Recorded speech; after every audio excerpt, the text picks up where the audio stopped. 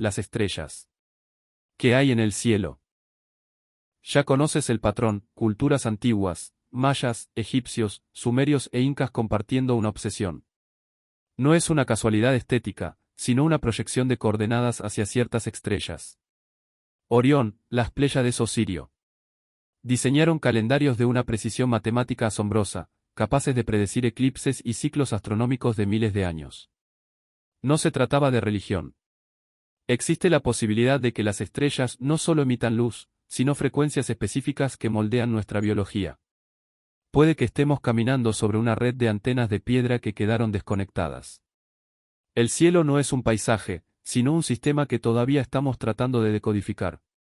Ciberestelar. Terminales de conexión. Bajo esta lógica, resulta interesante imaginar estos complejos arqueológicos como un antiguo ciberestelar. En este escenario, cada estructura dentro del complejo podría no haber sido para rezar, sino una terminal, una PC, diseñada para captar un canal específico de información.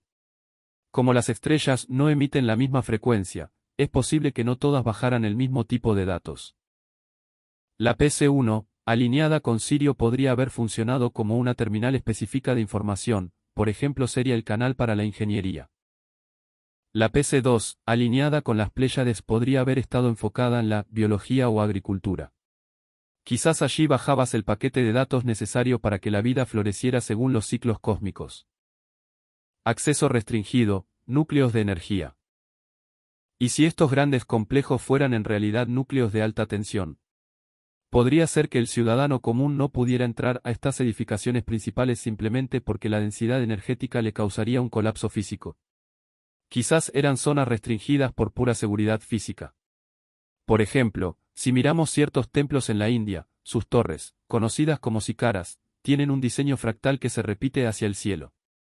Esto podría no ser estética, sino la geometría exacta de una antena de alta frecuencia o un disipador de calor moderno. La central, el edificio principal, podría haber funcionado captando la señal bruta del cielo. Los operadores, los encargados del lugar, quizás actuaban como técnicos de sistemas, capaces de procesar esa carga directa para bajar la data. Los repetidores, esa energía se podría haber filtrado a través de calzadas u obeliscos, funcionando como repetidores de Wi-Fi donde la señal llegaba decodificada y segura. Componentes técnicos, circuitos sólidos. No utilizaron cualquier tipo de piedra, parece haber una selección basada en propiedades técnicas. Por ejemplo, la mica hallada en Teotihuacán, que hoy usamos como aislante en condensadores de alta tensión, o el granito, cargado de cuarzo piezoeléctrico que genera electricidad al ser sometido a vibración. ¿Por qué pulían los bloques con tal perfección? En los muros incas de Sacsayhuamán, las piedras se encajan sin dejar espacio. En ingeniería, para que un resonador funcione, las piezas deben tener contacto total para que la energía fluya sin resistencia. Al pulirlas y encajarlas así, creaban una continuidad de señal en toda la estructura. Incluso vemos rastros de lo que parece ser un sobrecalentamiento del sistema o una manipulación térmica. Hay muros donde las rocas parecen haber sido moldeadas como arcilla para encajar, un muro que parece derretido. Otro ejemplo conocido es la escalera del templo de Dendera en Egipto, donde los peldaños de piedra parecen haberse derretido o deformado. Parece el resultado de una exposición a energías o frecuencias tan altas que alteraron la estructura misma del material, como un hardware que se funde por un exceso de carga. Esta capacidad de alterar la materia nos lleva a otro ejemplo más conocido, el obelisco inacabado de Asuán. Es una pieza de más de 1000 toneladas que parece haber sido descartada por una falla técnica, una grieta que comprometió su integridad. Lo curioso son las marcas a sus costados, surcos profundos y curvos, como si hubieran usado una cuchara para sacar pedazos de granito sólido como si fuera arcilla fresca. No parece el trabajo de miles de hombres golpeando piedras, sino de una tecnología que alteraba la densidad del material para extraerlo con facilidad. Comparamos esta pieza fallida en la cantera con una pieza operativa en el templo de Karnak. Allí, el obelisco se eleva perfecto y sintonizado, funcionando como una antena de precisión en el corazón de un nodo energético. También se encuentran evidencias de mecanizado industrial. Por ejemplo, los famosos bloques en H de Pumapunku. Tienen ángulos internos de 90 grados perfectos. Lo que resalta la idea de maquinaria es que todos son idénticos entre sí, con un margen de error de milímetros. Eso sugiere producción en serie. En Tiwanaku hay bloques de andesita que tienen ranuras perfectamente rectas de apenas unos milímetros de ancho.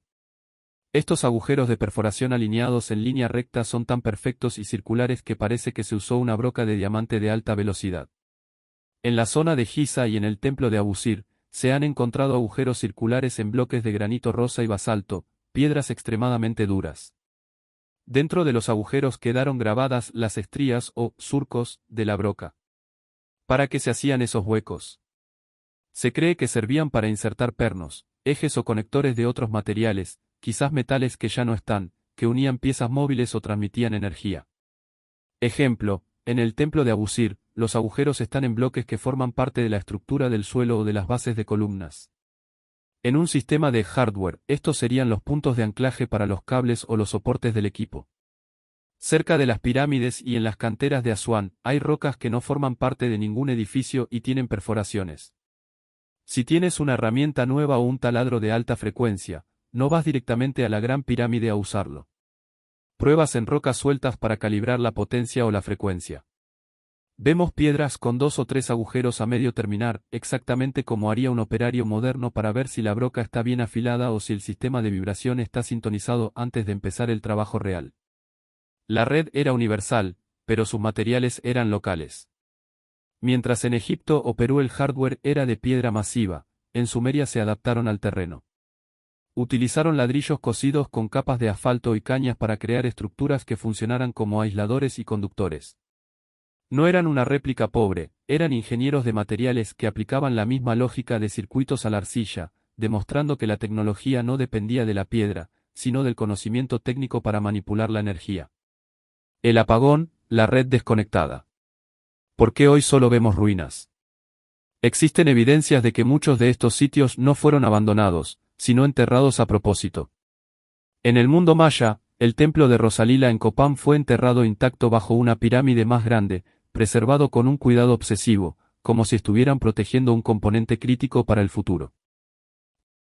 No parece un accidente, sino un protocolo de seguridad para proteger la tecnología o apagar el sistema ante un peligro inminente. A esto se suma el desmantelamiento físico, casi todos estos sitios estaban recubiertos de metales conductores como el oro y la plata. Mientras que la historia habla de lujos visuales, en un sistema de sintonía estos son componentes críticos de hardware.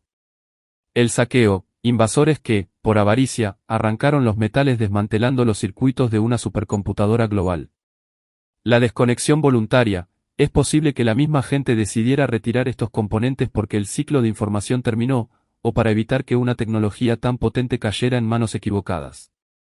Los constructores del hardware. La historia nos dice que estas culturas fueron las creadoras, pero sus propios testimonios dicen lo contrario. Los incas, por ejemplo, fueron honestos con los cronistas españoles, admitieron que ellos no construyeron Sacsayhuamán ni Tiwanaku. Afirmaban que esas estructuras ya estaban allí cuando ellos llegaron, restos de una era anterior. Este patrón se repite en todo el mundo. No solo decían que ya estaban ahí, sino que mencionaban a los constructores como seres distintos. Los incas hablaban de los viracochas, quienes trajeron el conocimiento de la piedra y la agricultura. En Sumeria, los textos describen a los Anunnaki entregando las bases de la civilización. En Egipto, se hablaba de los Chemsuhor, los seguidores de Horus, como los arquitectos originales. Lo relevante aquí es que, en todas las culturas, el manual de usuario del hardware de piedra fue entregado por alguien externo al inicio de los tiempos. Nosotros solo heredamos las terminales, pero perdimos el contacto con los técnicos que las instalaron. La historia nos dice que estas culturas están separadas por milenios, pero la piedra cuenta otra versión. Cuando se analiza la alineación astronómica, el rastro lleva a un mismo punto en el tiempo, un horizonte hace 12.000 años. Los incas o los egipcios que conocemos no fueron los creadores, sino los herederos que intentaron encender una maquinaria que ya no comprendían. Hubo un abandono, un apagón, que vemos en las canteras, no fue una coincidencia de siglos, fue el resultado de un solo evento que dejó a la Tierra en silencio. Es por eso que encontramos a los moais a medio tallar en las laderas de Rapa Nui, las piedras cansadas de Sacsayhuamán y los bloques de Ollantaytambo tirados en el camino como escombros sin valor. No se cansaron de trabajar, simplemente, la red que les daba sentido a esas estructuras dejó de funcionar. El software biológico. Existe la posibilidad de que nosotros seamos la terminal final de esta red. La carta astral podría no ser un juego de azar, sino un mapa de interferencia energética. Al nacer, nuestro sistema biológico quedaría impreso con las señales estelares de ese momento, como una configuración de software. Mientras al ciudadano común se le enseña a burlarse de esto, las élites, políticos o empresarios, operan bajo esta lógica. Ellos podrían utilizar analistas de señal, entendiendo que el bombardeo de frecuencias estelares sigue ahí, influyendo en la psique. Ellos aprovechan el software, mientras a nosotros nos quieren convencer de que el hardware son solo tumbas vacías. En todos estos lugares vemos el mismo patrón, un núcleo y una red de distribución hacia terminales menores. Podría ser que los antiguos no construyeran ciudades para vivir, sino que diseñaban placas base de piedra para procesar la energía de las estrellas. Hoy, entramos a esos templos como hormigas caminando sobre una supercomputadora apagada. Es posible que, bajo nuestros pies, todavía existan los circuitos de una red global que nunca se desconectó por completo. El cielo sigue transmitiendo, los poderosos podrían seguir escuchando, y nosotros quizás seguimos pensando que estamos solos en un paisaje vacío. Es hora de volver a mirar arriba, pero esta vez, buscando la señal.